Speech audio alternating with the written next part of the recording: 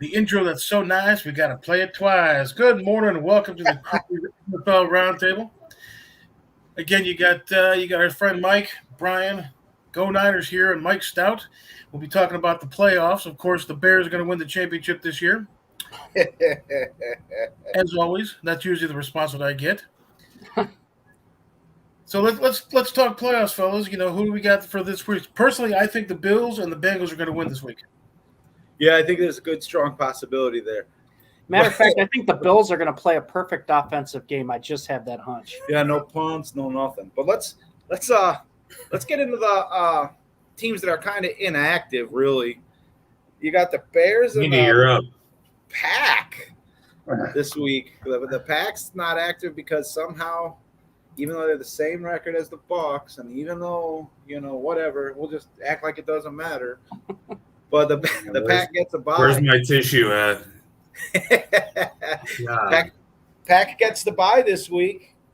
People just up in Green Bay munching on cheese curds, watching the playoffs pan out. So I'll let you two go at it first. Let's look in the Bears coaching search, Andy. What's going on there? Stuff. They've actually requested to talk to. Okay, you ready?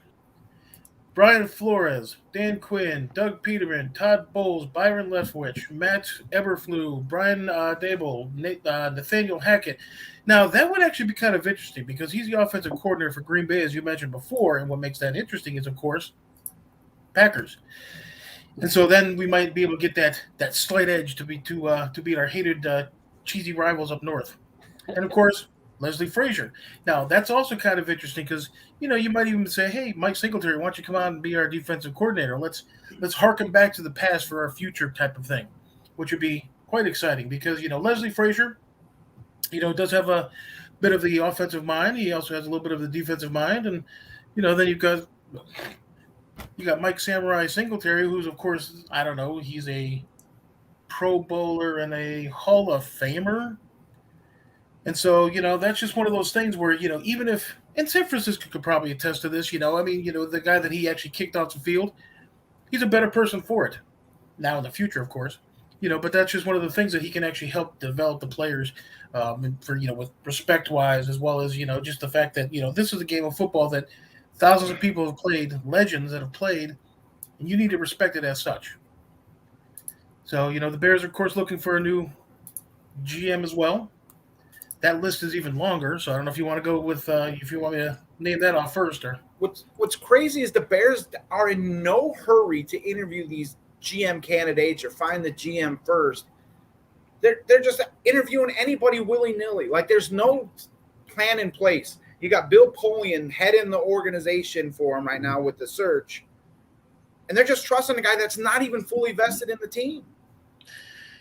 True, and I've even heard that Tony Dungy. I think Tony Dungy is supposed to be another consultant, and he's actually been pushing the Byron Leftwich possibility, which would be, he definitely has an offensive mind. Certainly, you do have a bit of a quarterback thing down there in Tampa, where even if Byron Leftwich's offense isn't exactly where it could or should be, you still have that quarterback that can actually compensate for the shortcomings in the offense.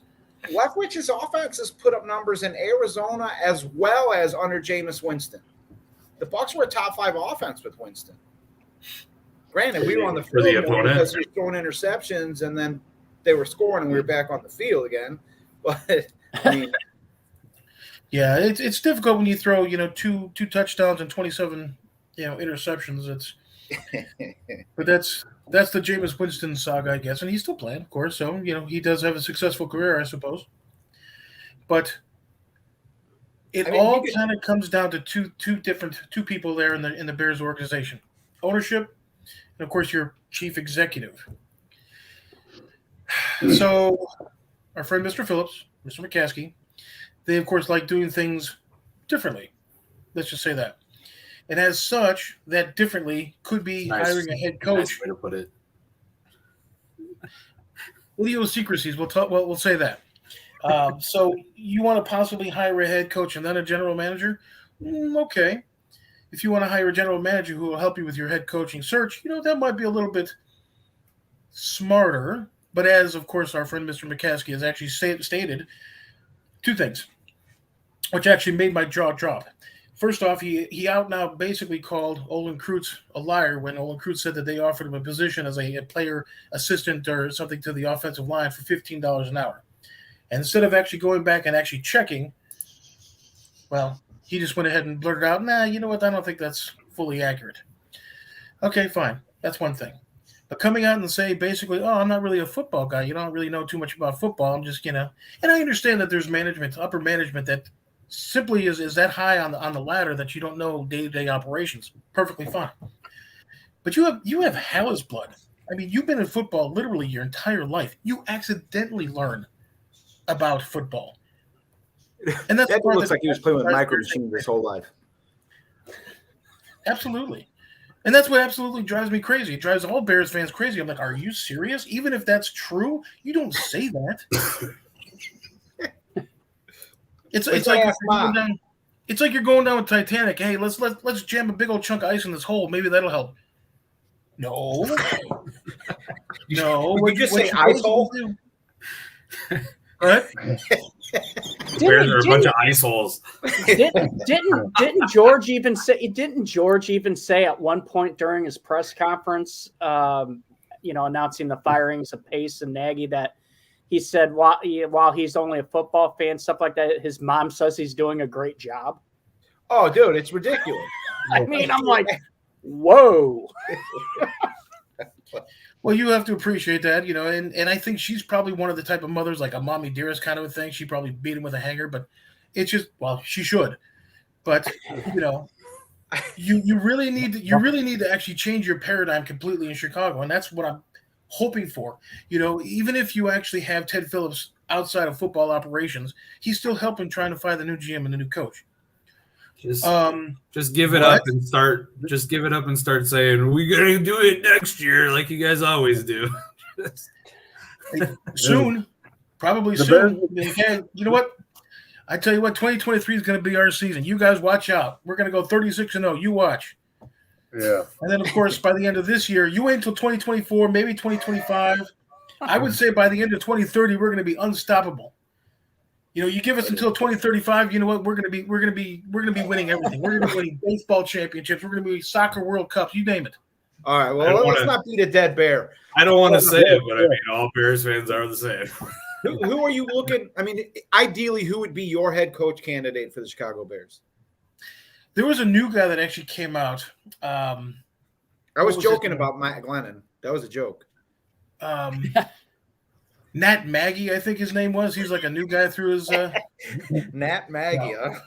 No, there's like Brian Flores would be kind of an interesting little scenario. But as you guys were mentioning, he was thinking about that wherever he goes, he wants to be able to take Deshaun Watson with his baggage. So Minnesota might be a good spot for that.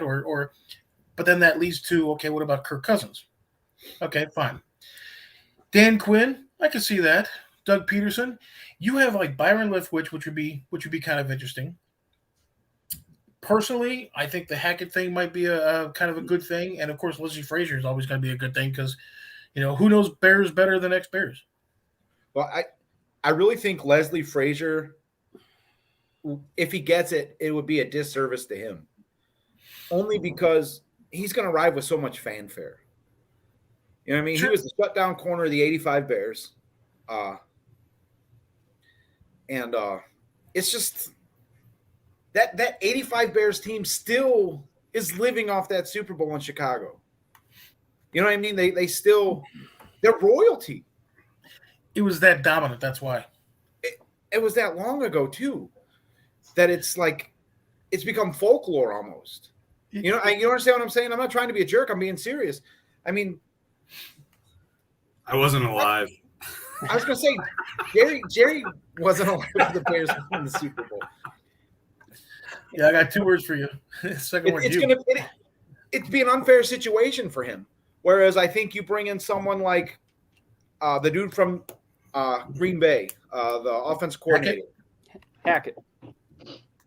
Yeah, I think that makes the most sense. One, you're bringing in someone that knows Goliath's playbook. Then you're taking a strength with you. Then that'd make the most sense to me is to take someone from in the division, and Sure. Put him on. Now flip that coin.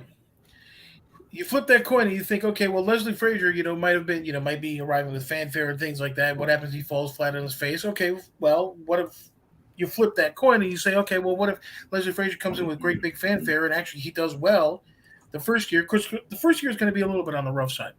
You just know it. That's just how it is. So the second year, the third year. What sucks for any Bears coach is they're inheriting the quarterback with no experience.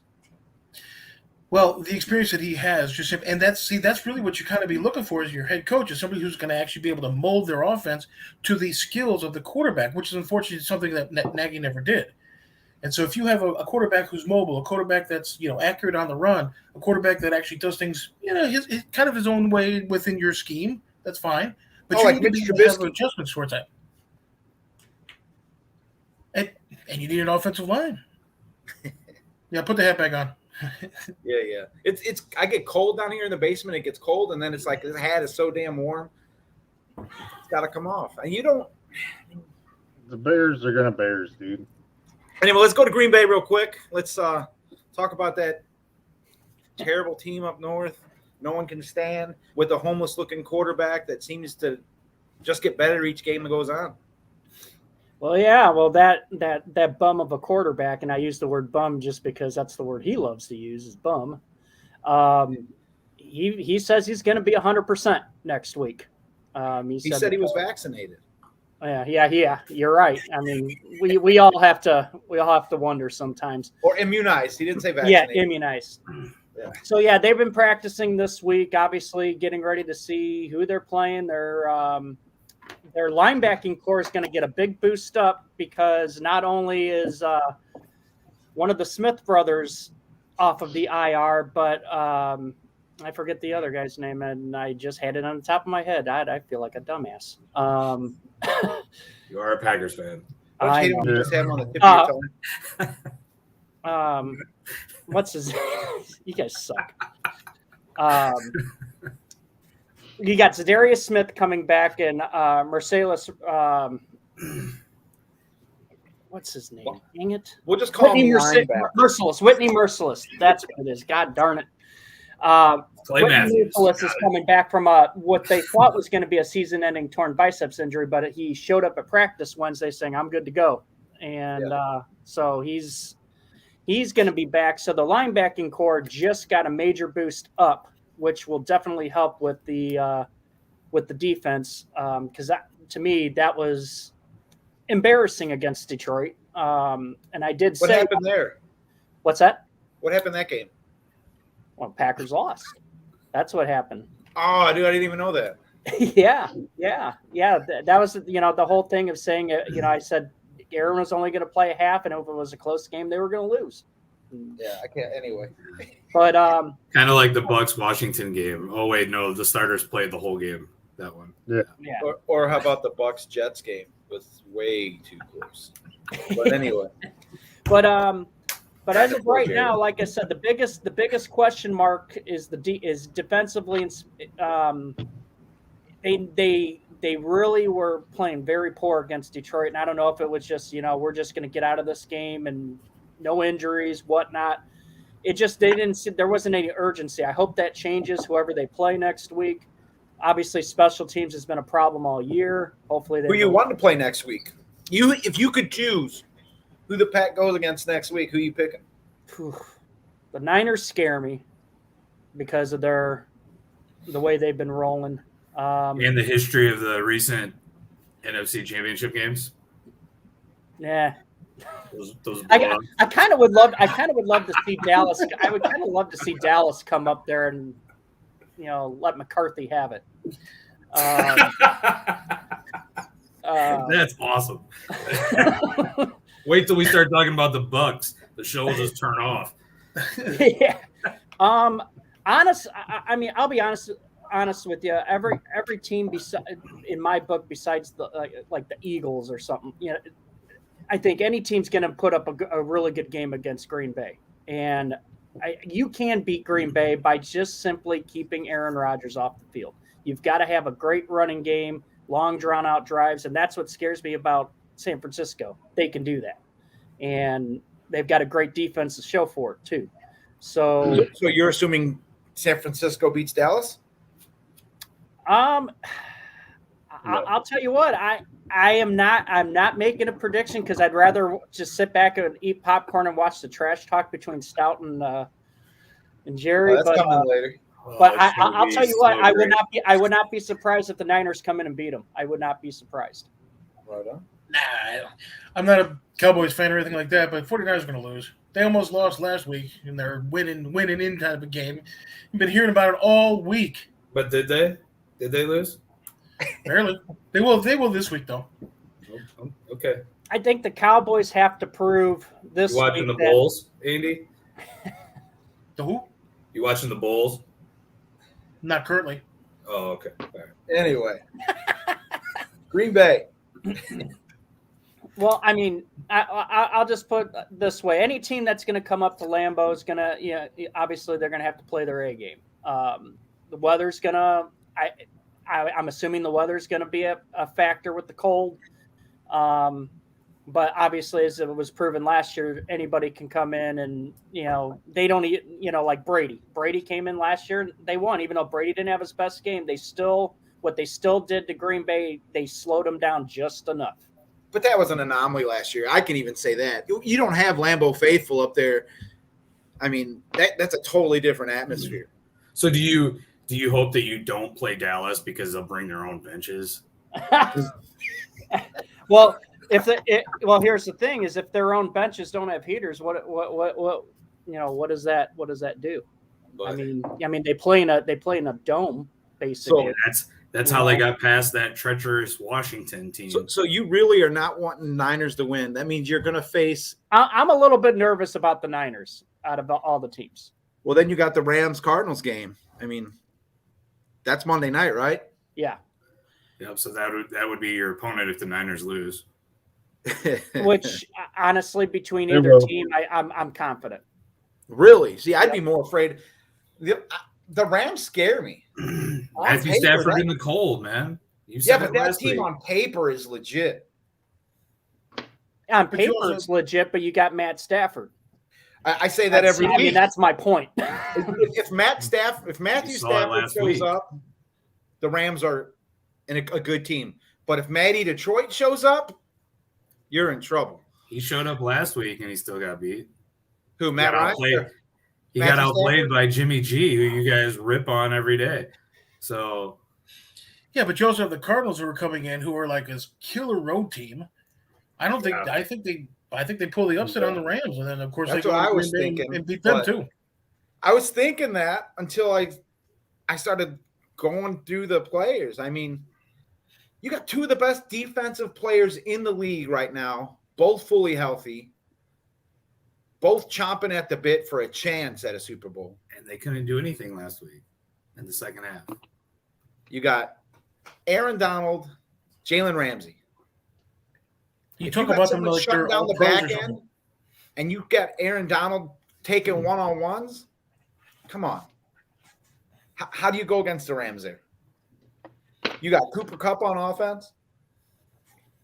Well, Kupp's going to get his. It's what everybody else does, and that's the thing. Is I mean, Odell Beckham has shown up somewhat, but I mean, their running game hasn't exactly been great, and that's usually kind of especially when you're playing a better team, you kind of want to establish some sort of a run game. You can't just rely on Cooper Kupp to win you a ball game. Cam Akers' first game back was last week. So, I mean, he's a good ball. I feel more confident playing Arizona or the Rams rather than the Niners. The Niners. I think ideally for Green Bay, Arizona's who you want to play. In my opinion, I agree. Arizona's got the best road record, though, man. That's what bothers me. I mean, with Arizona, with their road record they've had all year. If I'm the Packers, I would want another bye week, so I would pick Dallas. But we're not even there yet, Jerry. Jerry's got this pocket full of pick-on stouts Cowboys. I told you guys last week, I said I pray to God that the Niners are the 6th seed and the Cowboys fall to 3. I said Did you see him? He reaches in his pouch, he pulls something out, puts it back in his pouch, hits forward, has something to say. Okay. Yeah. But seriously, just let him keep on talking, man. No, you've been banned. You haven't been allowed to talk. Right. The Rams, I honestly think they scare me more than Green Bay. If I'm the Bucs, the Rams scare me more than Green Bay. I mean, the only thing about the Rams is you got to look at last week. I'm not trying to say the Niners are awesome or anything, but you got Von Miller, Aaron Donald, Jalen Ramsey, and you laid an egg in the second half. They did. I mean, completely gassed, could not do anything. That's a bad thing going into the playoffs. Yeah, Nice. We got nothing. Yeah. Thanks for a lot. Not to mention you had a home game to clinch the division, and there was barely any fans there. That entire stadium was red. You don't think they're salty? Huh? You ever have a game you should have won that sticks in your craw? Then you come out the next week and you are ready to go. I mean, yeah, I got one. I got a bunch of those, Mike. What is that? Every playoff game that you guys have been in for the last 20 years? No, Mike knows what I'm talking about. Speaking of crying fan bases, what about the Raiders? And I know this ain't NFC oriented, but I got to get on this. This kills me. As soon as the play happens where Joe Burrow throws the ball before stepping out of bounds, granted, inadvertent whistle, play should have stopped automatically. However, now as soon as it happens, we get tuck rule, whistle rule from Raiders fans instantly. It wasn't like they were waiting that whole game. Camera, TV. Oh, there it is. Yes. Yes, we got him. We got that excuse already. I mean, what the hell? Yeah. I mean, it's a sad thing that, I said it to you guys last night. I mean, for what it is, yes, there was an inadvertent whistle. The play should have been replayed. It was a third down. So if the play, is incomplete or whatever, they're kicking a field goal. And the end of the game ends in a 7-point game where the Raiders are in scoring position and they have to score a touchdown. And the game basically comes down to that score difference. I mean, it sucks that's what it came out to. I mean, I wish it would have been like, oh, they were down, 20 or something, and it wouldn't even have been a factor. But it did come down to exactly that point total. And so you have to look back. And the part that blows my mind right now is the head of officiating comes on to clean it up and say, you hear that, oh, we've got a quote from him. You expect it to come on and be like, yeah, we missed that call, yada, yada, yada. No, he comes on and defends it. And he's like, the whistle never blew until after the play was over. And it's like, did you not watch it? I mean, he's lying to cover up a lie. Like, it just does not look good for the NFL, to be honest. No. No, it doesn't. But if you look at it this way, too, it was third down and they replay it. I mean, that receiver was wide open in the end zone. Who just says that it doesn't happen again, though? That's what I'm saying. I just wish the NFL would just. That's the point. Well, it could go either way. But, yeah. I mean, at what point are you going to make up excuses? It sucks. The shit happens every week. Remember that. Keep what that was the point spread on that game? I'm sorry, I didn't mean to go AFC, but that just killed me. It's fine. It's the playoffs. We can talk AFC. I was hoping we had our Raider backer in the watching, but he ain't on yet. We usually get that Raiders chirp about now. So he's probably crying still. Yeah, I don't know. You guys think the Raiders coach keeps his job? He better. Yeah, he should. He should. He better. How do you go? I think it all depends on what goes on with their team. I mean, how many guys stay, and do they deal cars somewhere? How many guys stay? Do they go out and get Russell Wilson? Can't trade anybody. Wilson? Half the team's in jail. Well, yeah. I mean, how many make it back next year? I guess is. And he owns that locker room. They might as well just hang his picture on the wall in there and bronze it. It's a miracle what he did with that team. Yeah. I mean, especially I can't imagine another situation, or I can't even think of another situation to where you have that much trouble and turmoil within one organization within a 5-month period. Oh, again. Oh, let me guess. No. And yours is by design, though. Like they plan. Yeah. I was just going to say, yours is called the circle of suck. Yeah, this is the year that we complained about the coach, and now next year you guys will complain about the quarterback, and then we'll go back to the coach. Just see there you go. Point spread was -6, so I don't know. You were saying that Vegas had a hand in that? I mean, all I'm saying is what I'm saying. You had the Raiders, of course, and Vegas got screwed by the call. Right. Plus, by the way, that circle of suck thing. Trademark patent pending. So let's discuss this defending Super Bowl champion team as they renew a playoff rivalry with the team that kept them out for so many years. They somehow get another easy game. How is this an easy game? It's the Eagles. The Bucs going against a mobile quarterback has never bode well for them, really. So that's the side. Yeah, I know. I wish I was the worst seed in the NFC. That's the Eagles. So, let's look at this seriously, though. Bucs are coming in without a solid running back. I mean, Rojo's out. Leonard Fournette still on IR. Man, hopefully they don't have to have a running game like they have all year. What's that? I said, hopefully they don't need to have a running game like that. Well, they're going to need a running game. It's a hurricane down there right now. The winds are ridiculous. Field's going to be sloppy. You're without Chris Godwin. You're without the streaker. I don't even want to say his name. Streaker. Grayson's out. I mean, even the Bucs' backup wide receivers are now injured. So they're going to have to run the ball. Let me make a call. Let me get Trask ready. Put him in the backfield. Yeah, I think I done it off there myself. But anyway, so you're going against a team that has a mobile quarterback, that runs a read option. If the Bucs can't stop the ground game, they can't stop Hurts. They're in trouble. And I'm not saying it's going to be Eagles victory. I'm not. I really think the Bucs win this game, but everyone's picking the Bucs to win by like 20, 30 points. I think it's going to come down to like 17, 10 points late in the fourth. Maybe they get a touchdown to close the game out, but I don't think it's going to be a big lopsided score. What was their score earlier this year? Wasn't it close? It was close. I don't know the exact score. I'm not going to look it up either because I'm lazy, but it was close. Bucs pulled away late. You got the Eagles defense actually going to be pressuring Brady? Because if they pressure Brady, that's it.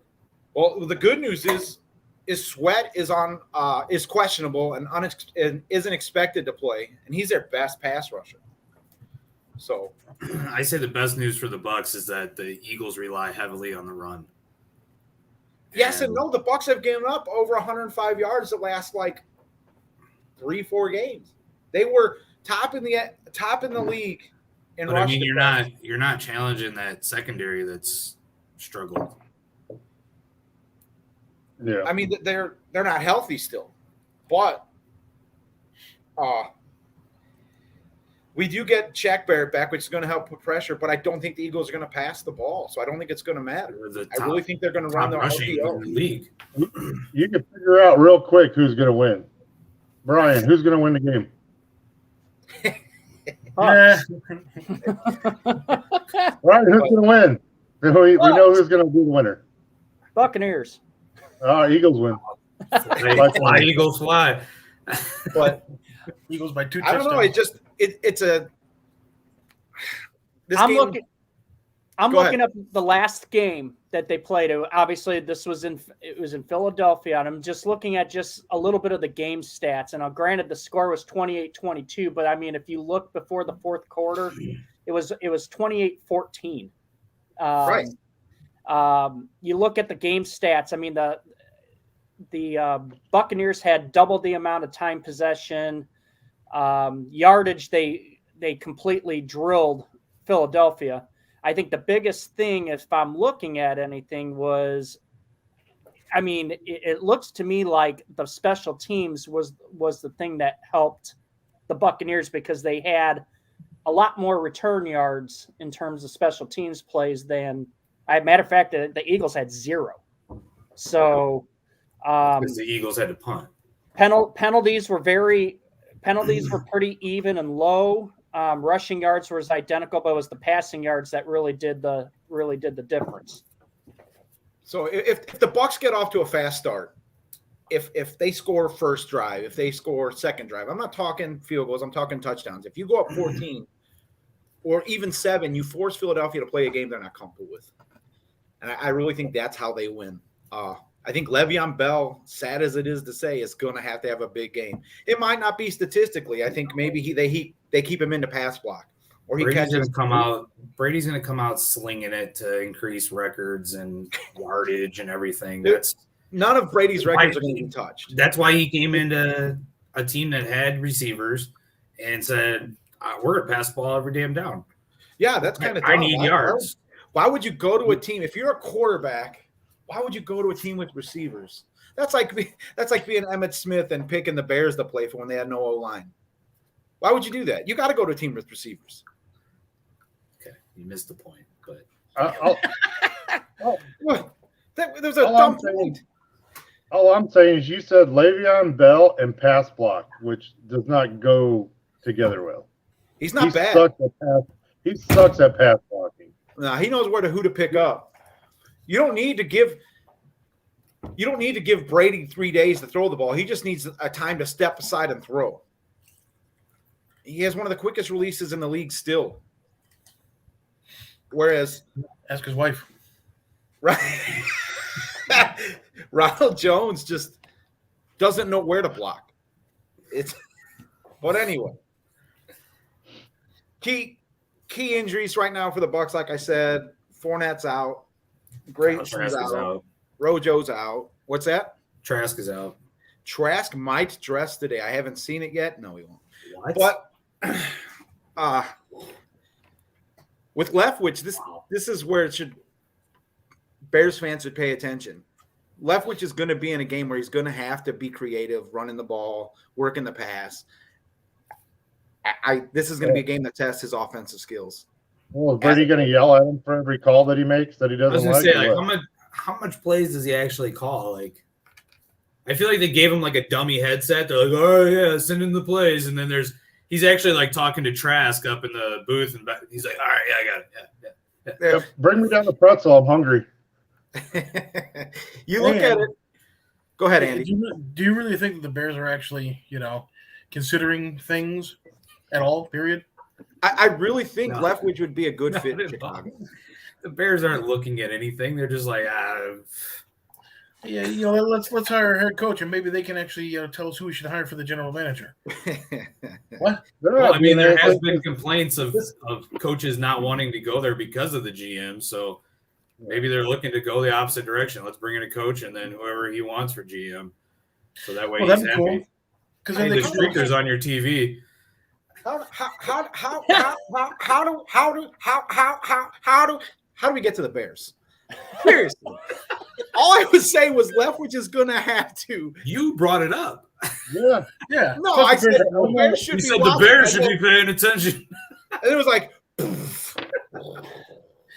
Well, I was trying to break the 45 minutes of Buck talk. Anyway, but seriously, Leftwich is going to have to pull something out because it's not going to be the air it out offense that the Bucs fans are used to. You're not going to see Tom Brady throwing all over the field today. You might see the New England Patriot offense more than you see the Tampa Bay Buccaneer offense. So, let me ask you this then: do you think that The Bears should pick. So I'm done. Cardinals, Rams. Who you guys got? I'm done talking Bucks. We can go on to the terrible game. I got the Rams. Game of the week. Cardinals, Rams. Who you guys got? Cardinals. I got the Rams. Brian, who do you got? I'm gonna wait. I'm gonna go Cardinals. I think it'll be an interesting game. It's really, like we said, who's going to come out for the Rams, right? Is the defense going to be able to show up like they did in the first half against the Niners? And are they going to be able to, it's a different game with Kyler Murray. So it'll be interesting to see how that game plays out. Let's go into this whole Yeah, it's time. What's that terrible game going? It's time now. It's the Krewes game of the week. Let me grab my popcorn. Yeah. We have the Dallas Cowboys hosting the 49ers. I have a lot of pent-up energy and anger from this week of not being able to respond to Jerry's post. So everybody's aware. So I've been posting all the stuff to the page. You guys have all seen. Stout has been banned by Facebook, so he hasn't been able to reply or rebuttal anything, and it's been hilarious. Just now he's allowed to even message us in our group chat. He hasn't even been allowed to do that. It's been fun just sitting there. It's been hilarious of all weeks to get banned. I'm sorry, but before you start talking about the 49ers Cowboys. Okay, well there'll be 2 points then. Now, some of you noticed, of course, we have our crew T-shirt and stuff like that. Well, I actually got one for Jerry also because he's such a huge 49ers fan. We all know this, of course. So if anything, I figure, you know what, I'm going to go ahead and give him something that's going to be for the 49ers fan. There we go. That looks good. That'll fit Jerry just perfectly. He'll fit right in. So this, of course, is made by the missus. So this is actually for you, Jerry, or we could even have Brian being the pick 6 loser. But this, of course, is for you, Jerry. When I first looked at it, I thought it was red, and it was just a color issue with the monitor. I don't get it. Is it like a joke or? No, that's for you. You got to wear it proudly, like as they do in San Francisco. Not touching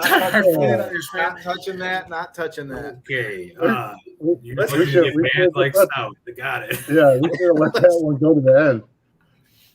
All right. Well, since Jerry got to talk, let's get in the actual game, and then you guys can talk trash. Okay. Well, look, Jerry could sit there and be quiet because he had all week and I couldn't respond. So Jerry could just sit there and be quiet. No, but seriously, coming down to this game, quiet about 6 o'clock today. Yeah. I'll be sleeping, dude. Getting ready for work, so don't worry about it. If you can sleep. So, yeah. Well, here's the thing. What teams are going to show up? Of all the teams this year, the 49ers and Cowboys are probably the worst teams at which team's going to show up. Dallas sucks at home. Well, they do. They suck at home. They're better on the road. Dallas sucks against anybody who's not the NFC East. But you got to admit, which 49ers team is going to show up? Because you got 1 week they're good. Last week they were really good. This week they can show up shitty. That's what they've done all year. That's what Dallas has done as well. So it's going to be an interesting game to see what happens. Can Dallas stop the run? Yeah. Especially on the edge. Yeah, now that we got everybody back. I mean, we're losing Neil. Neil, our linebacker, he's gone. That's the only thing we're losing right there. I mean, all year, though, you struggled against the run. Yeah, including the 6 games that you played against those tough NFC East opponents. Yeah. You'll see. But anytime that you guys went and played a real team, who does Vegas have winning? Huh? Well, we'll see. What does Vegas say? Oh, they got them by the spread is 3. Cowboys by 3? Yeah. And then they're picked as it's basically been 60-40 all over the place. No, that's what I see. So, Stout, what are your keys to a Cowboys victory? I mean, what do you see that needs to be done for the Cowboys to win? That defense has been playing good all year. All they need to do is stop the run. But, they stop the run, I think they have the game. That's what it comes down to. And for us on offense, it depends what quarterback shows up. I mean, one week he's good, next week he's, and it doesn't matter who they're playing. It's just one week he's good, next week he's, I don't know where who's going to be starting on your guys' line this week? Because haven't you guys been rotating linemen like crazy? Everybody's back this week, which sucks because Connor Williams there, so there's at least 5 penalties, a minimum, for San Francisco. No, Connor He's Williams. He's going against Bosa, right? No, well, Bosa plays outside, don't he? Because that'll be Smith or Collins. Oh, okay.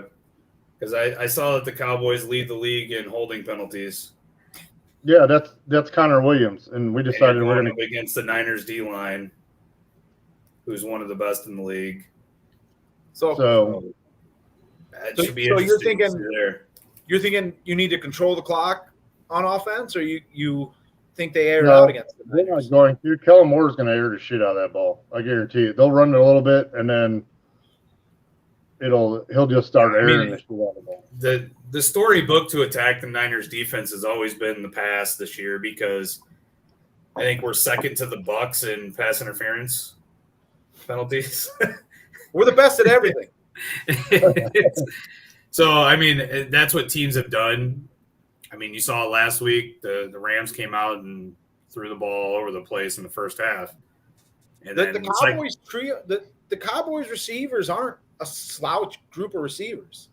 No, I'm not saying they are. I mean, if they have time to get the ball off, that's the thing with, you want those big explosive plays, you need time. To let the receiver get down the field. You're not dumping it off every 5 yards. Well, and that's what's different too with Gallup. Yeah, with Gallup being out for the season, went down, and Cedric Wilson being in there, Dak hasn't really taken a lot of big shots the past few weeks. Cedric Wilson has been running, 5-yard ins and doing everything else, and he's not, and then he just run it.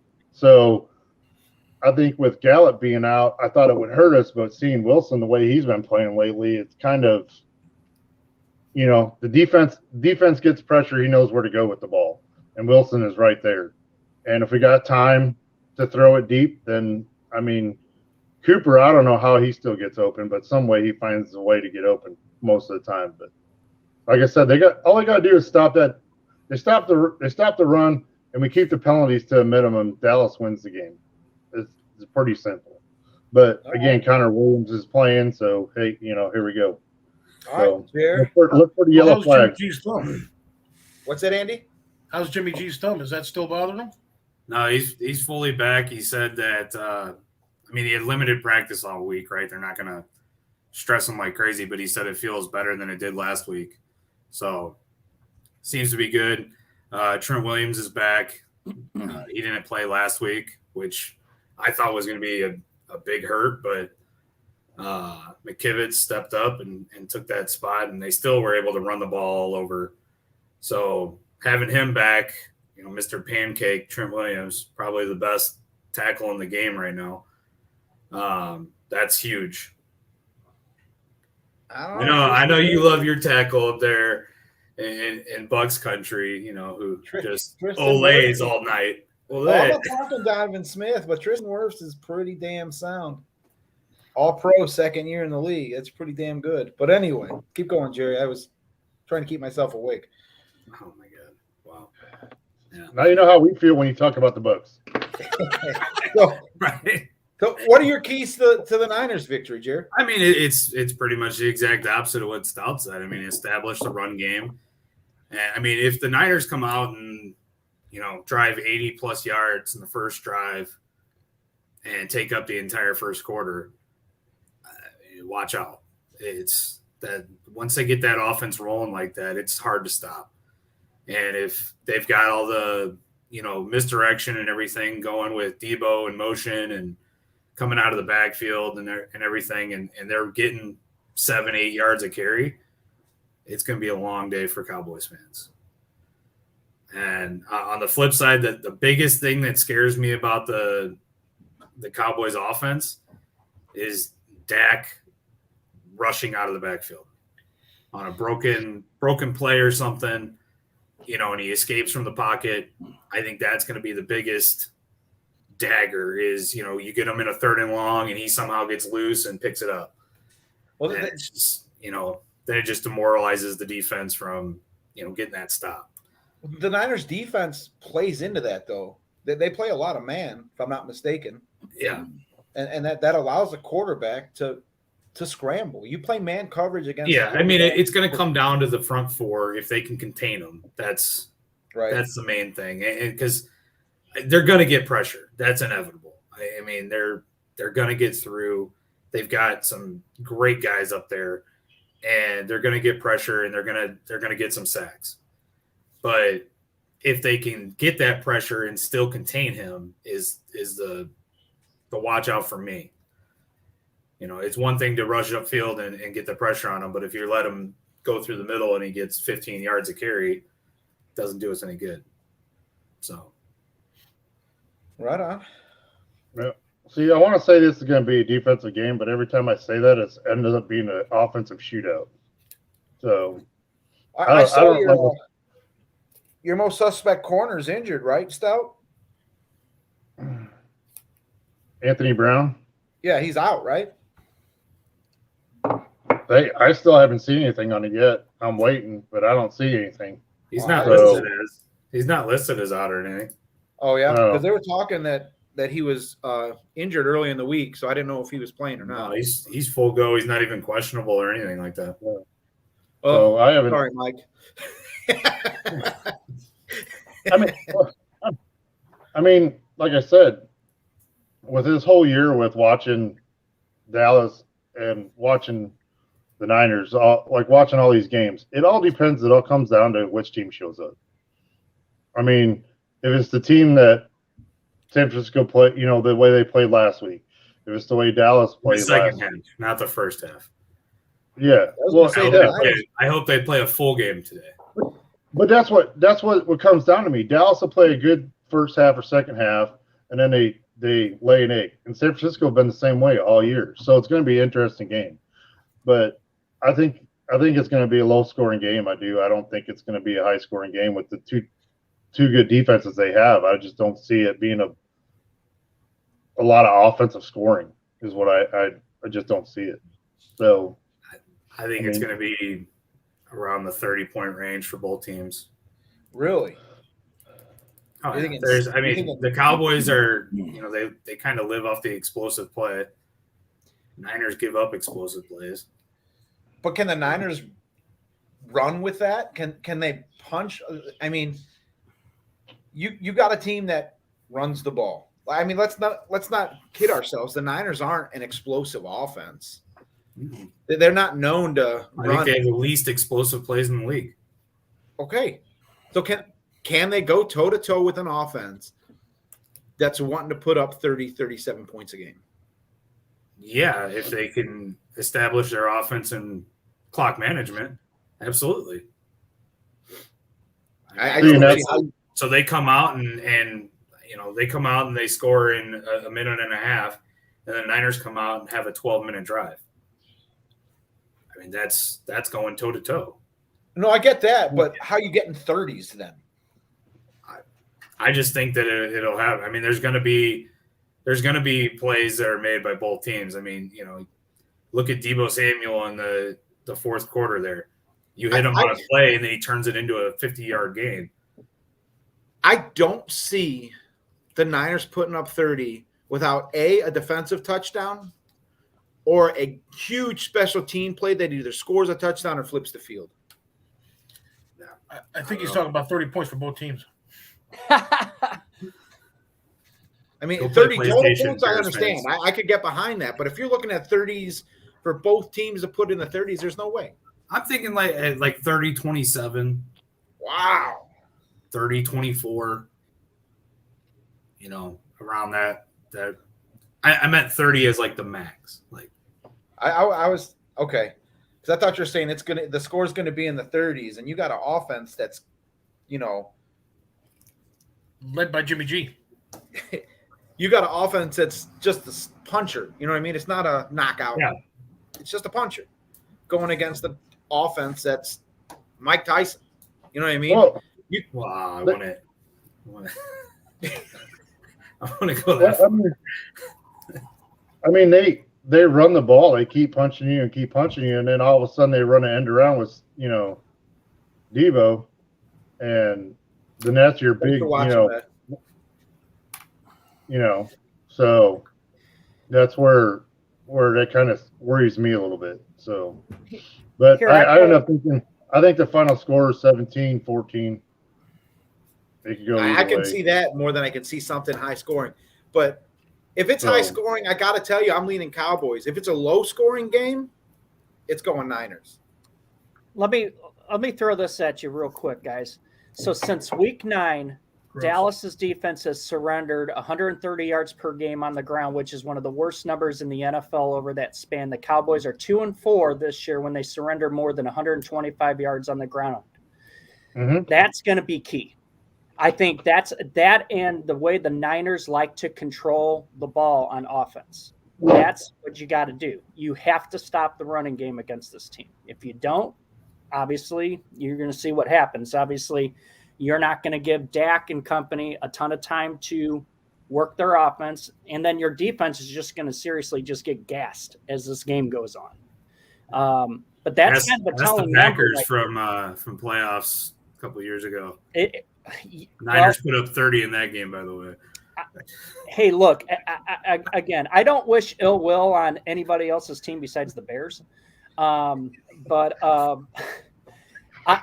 McCarthy, anytime I see McCarthy lose and see his face, it makes me smile. So, Score prediction for that game, guys. You got 17-7, 17-10, Mike? 17-14. 17-14. Jer? I think it's going to be in the 20s somewhere. So 27, 24, 30, 24. Okay. Something like that. Andy, what are you thinking on this game? Oh, you know what? It's going to be one of those kind of games where, and you had some really good points actually. If by chance it is going to be a slugging type of kind of a thing, I think the 49ers will pull that out. But I think it's going to be one of those things where the Dallas is going to maybe come out a little bit faster, and I think San Francisco is going to have a little bit of a hard time actually coming back. So kind of like what the Buccaneers do, for example, when they get a big lead like this and they just kind of cruise into the victory. Niners had a hard time coming back last week too. There you go. Barely, and that was unbelievable. It was actually more of a defensive breakdown than an offensive juggernaut. Let me tell you, because old Jimmy G is not me. He's like a Kyle Trask, where you never know what you're going to get from him. He puts a jersey on for the game. No, poor Trask become the kind of the butt of the jokes, which is usually especially with a Jimmy G thing. But it's just going to be an interesting game, I think, because again, if Dallas actually comes back, comes out hot, I think San Francisco's going to have a hard time coming back. If it's a slugging fest, like you're saying, back and forth, I think San Francisco's going to pull it out. Right on. Okay. Ryan, what are your thoughts on this game? This impacts you greatly. Yes, and here's the thing, and I kind of liked what you said, Sidoris, on defensive touchdowns and whatnot. I do think that's coming big in this game. So one of these teams is going to make the big play, and I do think it's going to be of a defensive touchdown kind of sort. I obviously the Cowboys defense, they've done it this year. The 49ers leads the league, right? Yeah. And the 49ers take the NFC East games out, and they're 6-5. You're right. I don't know. This is kind of one of those games where it's just like if the Cowboys start hot and their offense is running away with this thing, it's game over for the Niners. They're not gonna win a track meet.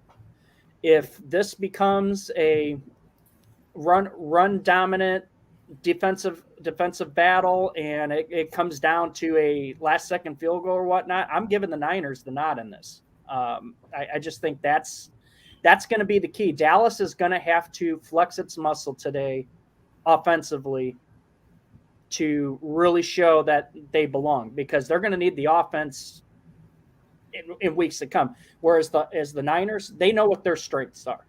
I think and that's why I keep on saying I'm worried if the Niners go up to Green Bay. Green Bay is just, their run defense is not stout. And the thing is if you run long drawn out drives against the Packers defense and only give Aaron just a little bit of time, that's how you beat them. I would rather see Dallas come up, but again, I think this game's going to be close. Dallas won't come up. If Dallas wins, Dallas is playing somebody else. Right. Probably. Wow, wisdom. I'm just saying. I mean, what I would love to see is the Niners beat the Cowboys, then they go beat the Packers, and then they beat the Bucks, and then I can laugh at all y'all. So Jerry can do a show by himself then. Yeah. Well, I'd be the only one left playing if that happened. Do you really see Green Jimmy Bay will end up. as Green Bay will end up an playing NFL quarterback that's going to win a Super Bowl? What? I don't Do think you really see Jimmy as being that type of quarterback that's going to take your team to the Super Bowl and win it? Yeah. Here comes. Really? He was 2 yards away. 2 feet. 2 feet away. I mean, it's a fact, man. No, I got you. So I mean, and look at last week. The guy goes into the last drive of the game with a 0.4% chance to win the game. 0.4. It's the lowest ever since the stat's been created. And goes out there and shuts people up. So No, he didn't close out the shut show. people up. Yeah, he did. You didn't talk all week. About the terribleness that happened. But so I got the Cowboys winning this game in a high scoring game. Like I said, if it's low scoring stout, I'm sorry, but you're going to be watching the rest of us play next week. That's all right. He's already accepting defeat. No, I'm not saying nothing because usually I run my mouth and bad stuff happens, so I'm just going to be quiet. I was kind of glad I got banned on Facebook because now I don't have to say nothing. You know. All right, gentlemen. I can meditate, huh? We've hit the hour mark. It's going on. So 10 o'clock. no pick six this week, but who was it that took the title? That was preseason. preseason. That was practice run. We're going to start next year. This guy. That's why you got the first place trophy here. Yeah, that's your first. I won a week last week. I'm happy. I don't think I'll be able to put that shirt halfway on. That's because I got a big head. So anyway, Bucks win by 9. Cowboys win. I think going away. If it's a close game, like I said, Niners win. I got the Rams winning. Anyone else want to throw something out there in their picks, or you guys got Big Ben retiring tonight? I don't. Oh yeah, Kansas City wins. I got Big Ben retiring by halftime tonight. Yeah. Yeah. Now, You could retire after the first quarter, Mike. Come on. Well, hey, you guys like the stream? Please like, follow, share, and we'll see you all next Sunday. All right. All right. Cowboys sud. Go Niners.